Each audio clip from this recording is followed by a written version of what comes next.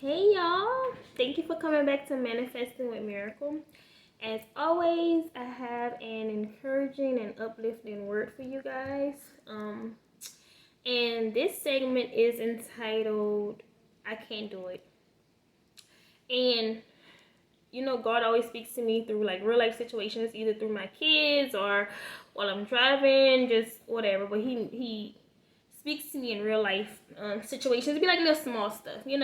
So this morning, as I was working from home, all of the kids stayed home today because of the inclement weather, right?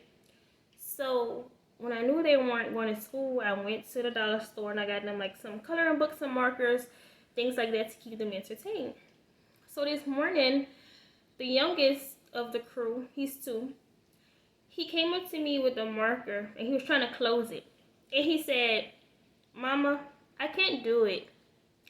So I took it and I closed it for him. So he knew how to put the cap on there, but it wouldn't snap. He wasn't pushing it hard enough. So I closed it for him. Then he went back, got another one. He came back again, and he was like, "Mama, I can't do it." So this time I showed him how to do it. I say, "Look, you just take the cap, and this is what you do." So a little while later, he went. He played with all the different colors, and he came back all excited. He was like, "Mama, look, I did it. I did it." And I said, "You see, I knew you can do it." I was like, "You can do all things through Christ who strengthens you." Because I talk to my children like that. Because no matter how young they are, you can still plant words of wisdom in their little minds, because their minds are really vulnerable at that time.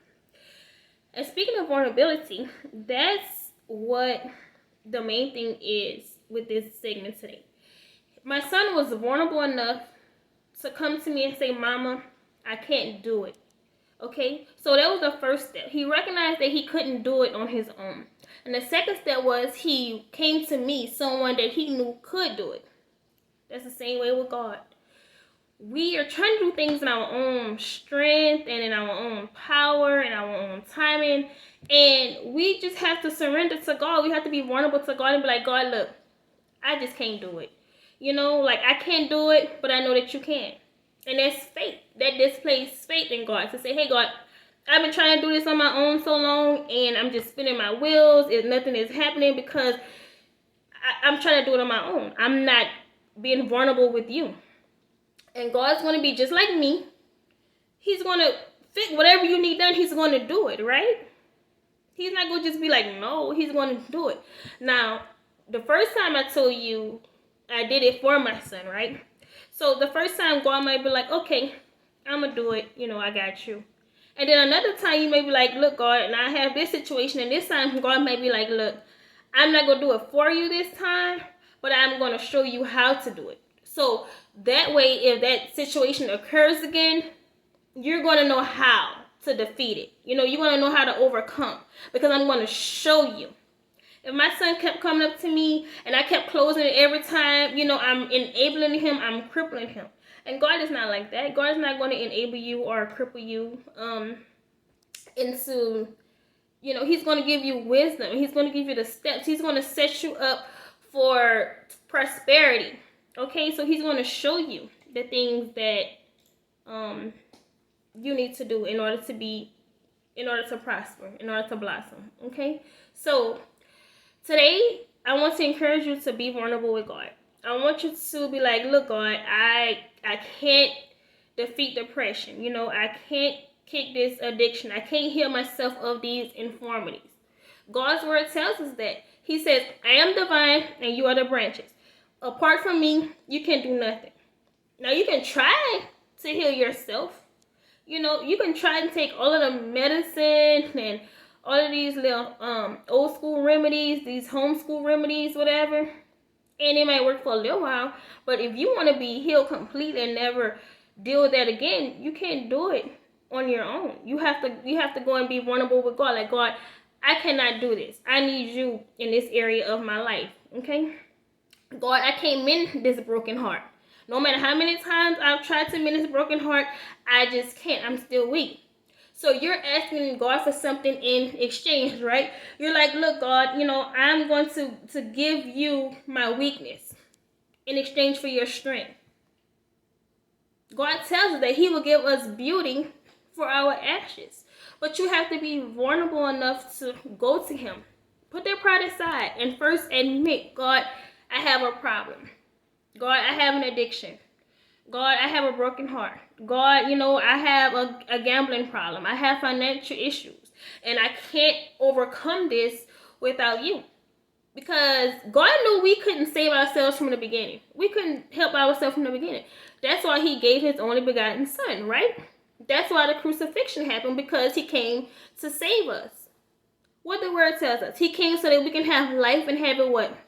More abundantly. So you have to just surrender it all to God. And you remember how I told you my son came back after a couple tries and he was like, Mama, I did it. So I was like, yay. I was like, I'm proud of you. I knew you can do it. I told you can do it. That's the same way you go back to God. And God's going to get the glory in this situation. So don't go bragging like, oh yeah, man, I was down and out and I was homeless and now look at me now. You better give God that glory, because you couldn't do it on your own. It's God and it's his power that work it in us. Okay? So you're going to go back to God and you're going to be like, you know what, God? I've been delivered from my strongholds. God, you have mended my broken heart. God, you have healed me from my infirmities. So that was like really it. Like, just from God gave me a word just from my son coming to me and saying, Mommy, I can't do it. You can go to God with those 3 words. You can be sobbing, you can be crying on your knees, and you can just say, God, I can't do it. And God's going to be like, you can't, but I can. So be vulnerable with God. Tell him what you cannot do.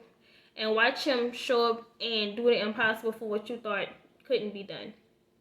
That's just like this past weekend. Last year for my birthday, I discovered that I was allergic to seafood. Like crawfish. I had a crawfish ball. And like I had an allergic reaction. And I was like, out of all of my years of life, like, why is this happening now? And I prayed about it. And I told God, I was like, God, next year for my birthday, like, I want some crawfish. Like, we'll go eat out and, my mom will cook fish and I would try it and then it still would break me out. So I'm like, you know what? That's okay, God. I'm going to pray for it, because next year around my birthday and around Easter time for sure, I want to have a crawfish ball. I want to be able to partake in all of that. So this past weekend, my daughter loves crawfish, and that's how I got her potty trained. Like, every time she would pee on the potty, I was like, Mama, go buy you some crawfish. So this past weekend I went and I was like, I'm going to get you some crawfish. And I was like, you know what? I'm going to try me some too. Like, Lord, you say whatever we bind on earth will be bound in heaven. So I bind up the allergic reactions, the allergies, or whatever it was in my immune system, God. I bind it up and I prayed and I had faith. Before we went get crawfish, I was in a Dollar General and I was like, you know what? Let me get some Benadryl just in case. And they were out of Benadryl. Because one thing about it, faith does not require a backup plan. If you have faith, if you have faith in God, that God is going to do something, you don't need a backup plan. So I didn't need no Benadryl to say, well, God, if I break out, I'm going to have some Benadryl. No, my faith should have been, you know what, God, I don't need that Benadryl, because I know for a fact that I'm going to eat this crawfish and nothing will happen. And nothing happened. And people today, that really know me can attest for that. They can say, yeah, she really used to have allergic reactions and now I'm eating shrimp, crawfish, fish, just everything, and like it's just normal. Okay? So just give it to God. And no matter how silly it may sound to you, it may be silly like, oh, she was praying for an allergic reaction. Yes, because I love me some seafood.